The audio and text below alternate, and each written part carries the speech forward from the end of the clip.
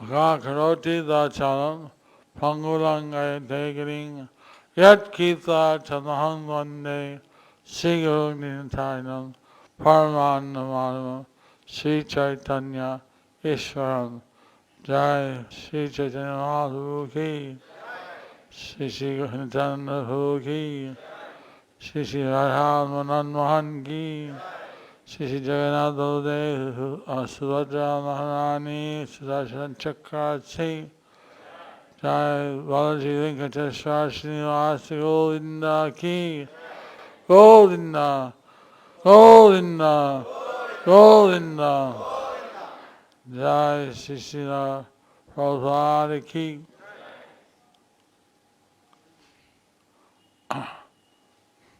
somehow time flew. But so with this the Hekathon,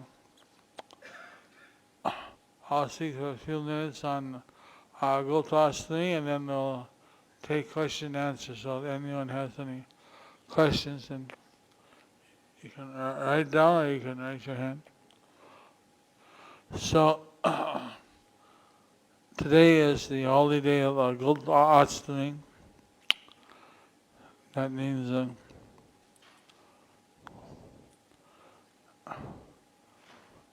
this is a special day when all the Gopas and Gopis especially worship the cow.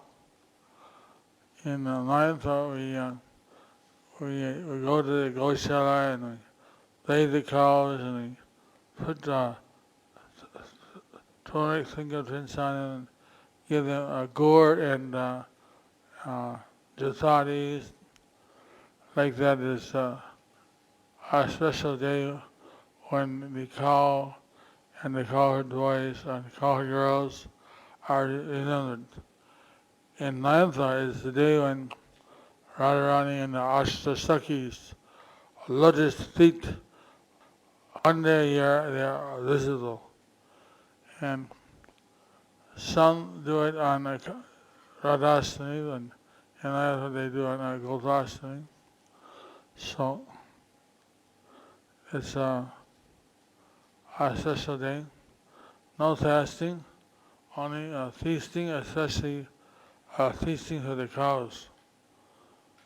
The cow is especially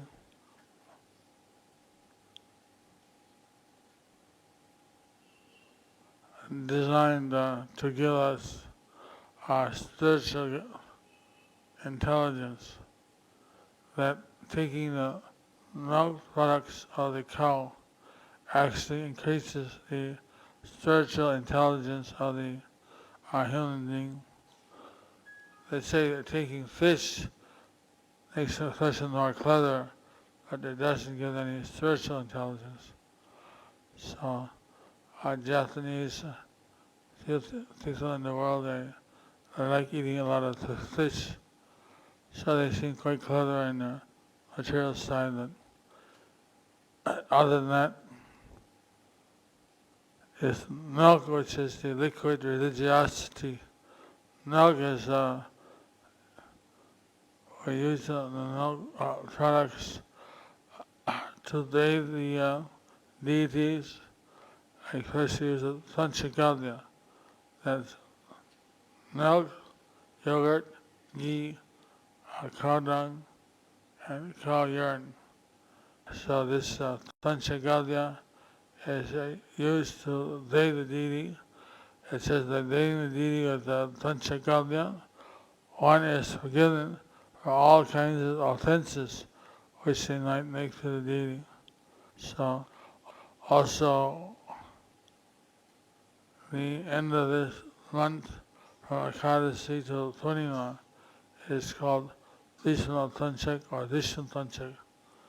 So Ashtani, no, it doesn't, Ekadasi, after 3 days, the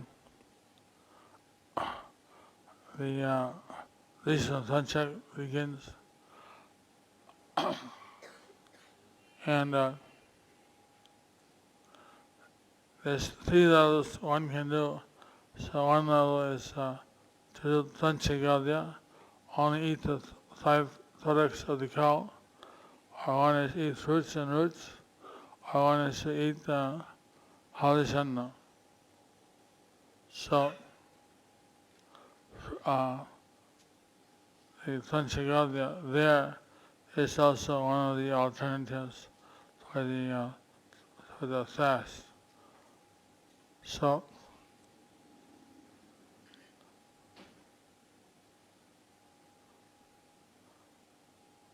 and also the Shastra tells us that if the cows and the bulls are happy, peaceful, then the whole kingdom is peaceful.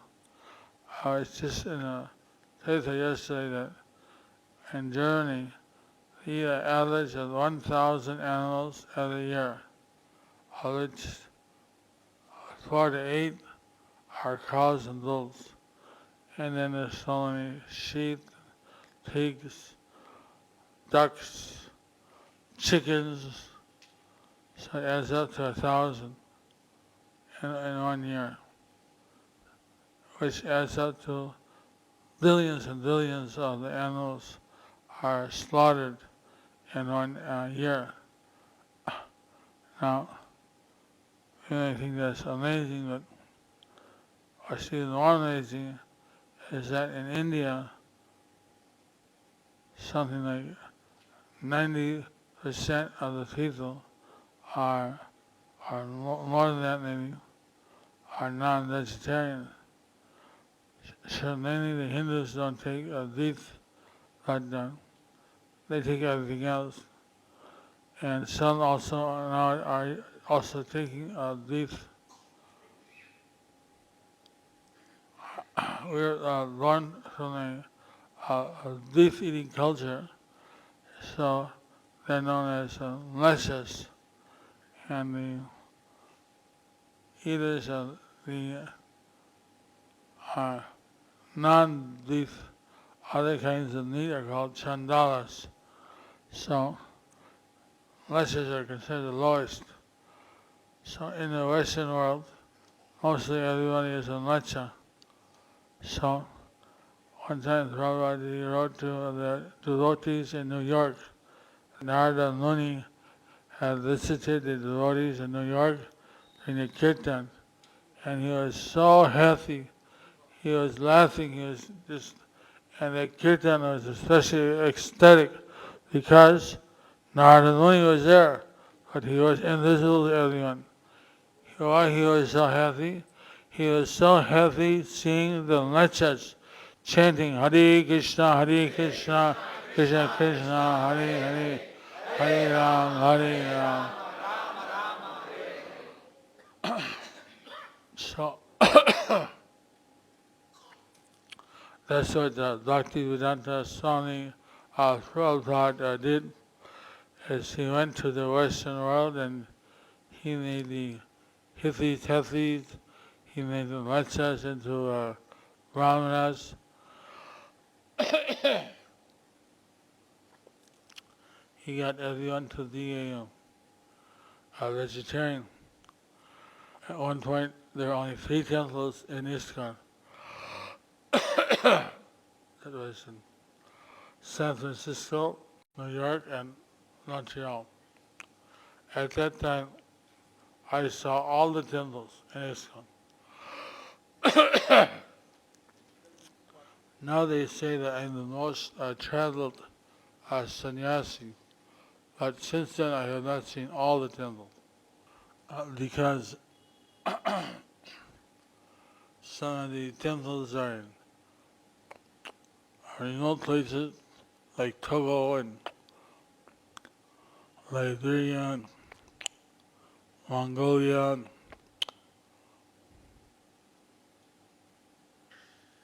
Saskatchewan,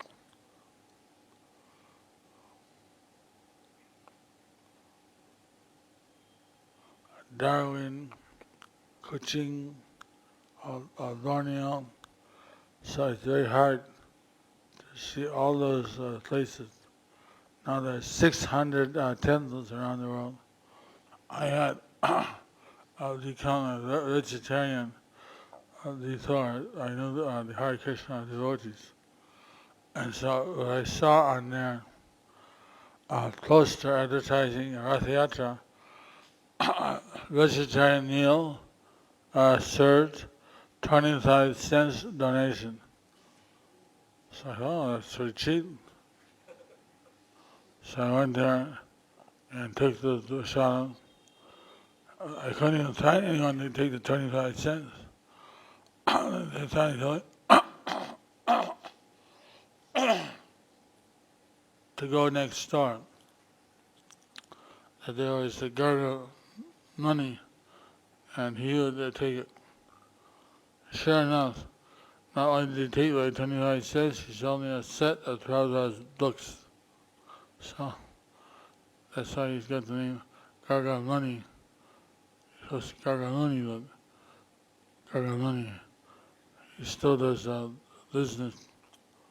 So this month of Kartik, actually everyone should be vegetarian. Kartik and the month of Vaishak, these 2 months, some of the Nag also, 2 or 3 months are associated to the vegetarian. But if, of course, most people are probably vegetarians all year round. But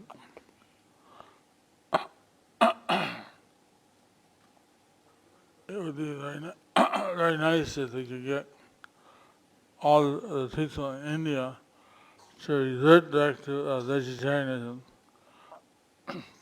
Unfortunately, that's not, we got a lot of work to do.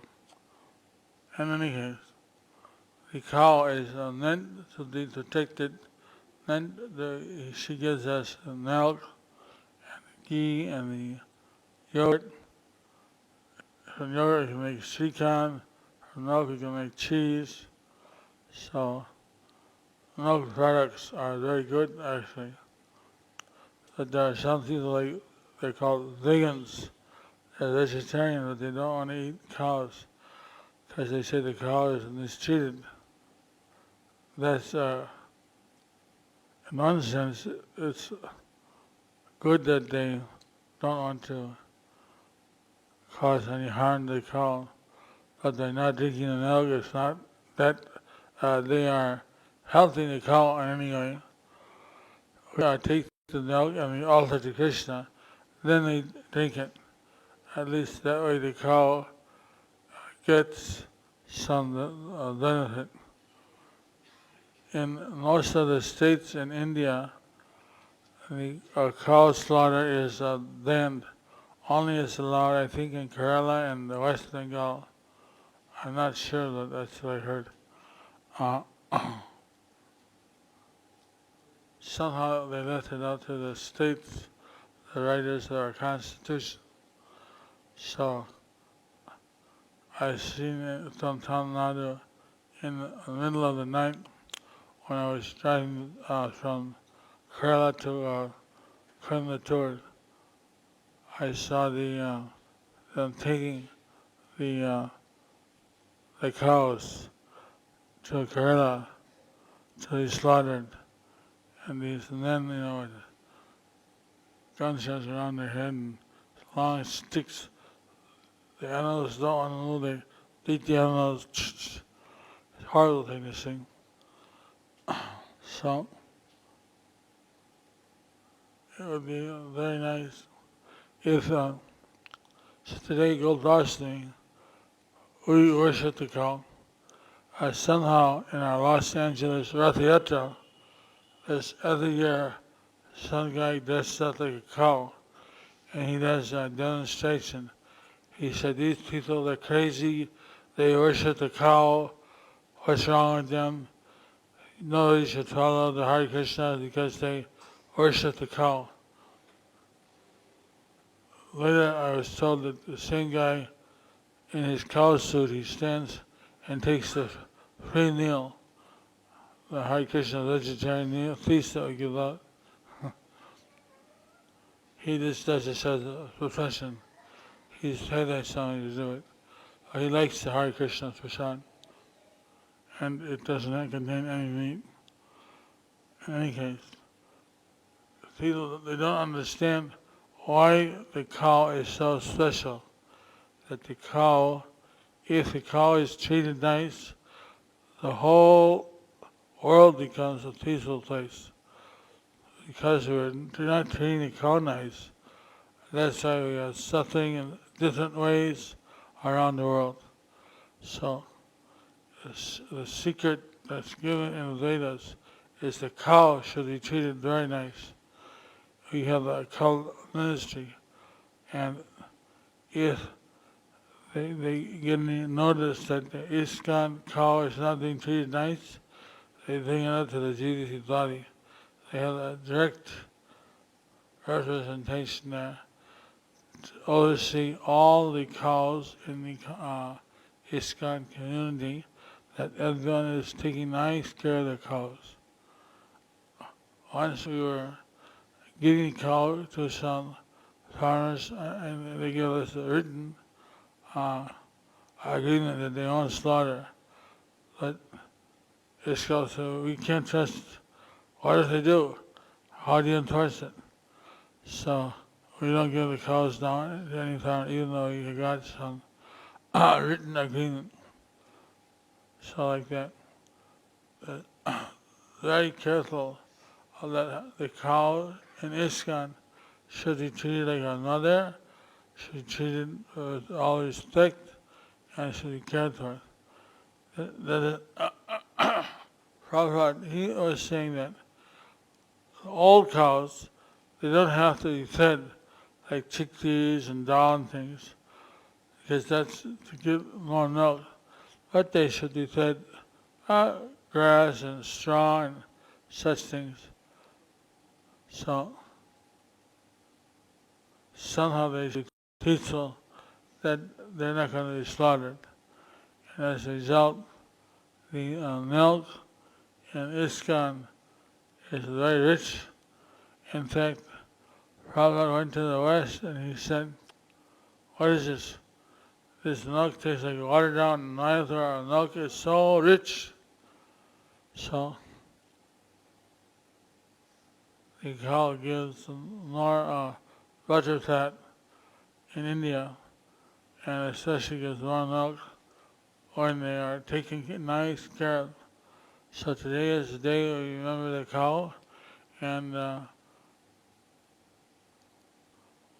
the cow is an animal that gives us a spiritual intelligence, gives us a quality of goodness. The food of the cow, the milk and milk products are very, very important for the development of the humankind. So, thank you. First one question came, Maharaj. Like one devotee is asking, what is the best way to please or serve you, Guru Maharaj? So he's... What is the best way to serve you? Serve. Who's the question asked that? Oh, there's always two kinds of seva for a guru. That's the Dani seva and the Vatha seva. So Vatha seva, when he's physically present, to do some kind of menial service for the guru, like cooking or cleaning or driving or any kind of.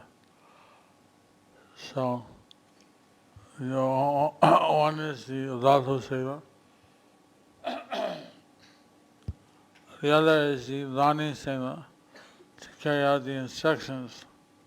So, teaching the message of Srila Prabhupada and Lord Chaitanya.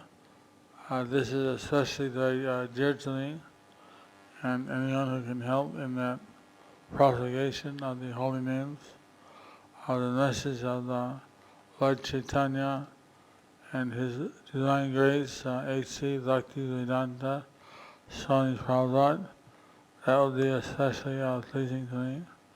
They asked this question of Prabhupada, and he said that, well, if you develop love of Krishna, this is especially pleasing to me. Hare Krishna.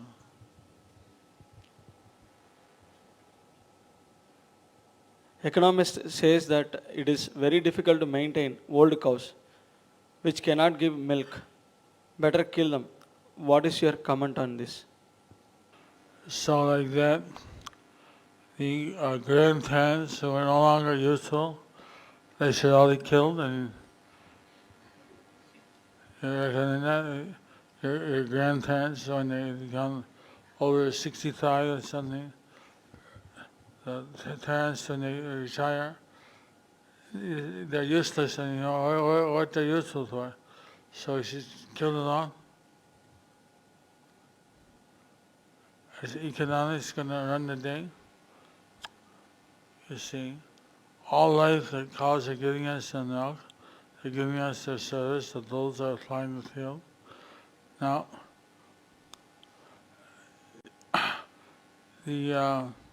at one point, the barrel of crude oil was going up to $120 a barrel, and I mean the US are going up to $4 a gallon in the United States, and here the government kept it artificially low by subsidizing for their own reasons. That's why, like some non-government oil stations like Reliance, they had to close down because they weren't getting the subsidized oil at right in the market, which is a big difference. So, at one point, oil is going to run out, and then what do we do? So the cows and the bulls are in India still a major source of applying the fields, but in the economics right now it's more economical to use a tractor as far as the bulls, but in the long run we don't know that's true. In any case, we don't consider that we should do that because the bull and the cow, they are helping the land, they're helping the human society, they're giving us milk products. So, rather, it doesn't cost much to maintain them on this day. Stop producing milk. They more or less the cow produces milk most of their life. A little at the end they don't produce. You can feed them some grass and some things. But just like we don't think to kill off our parents, we don't think to kill off our cows. So I was talking to one farmer, why not, like we have now organic vegetables.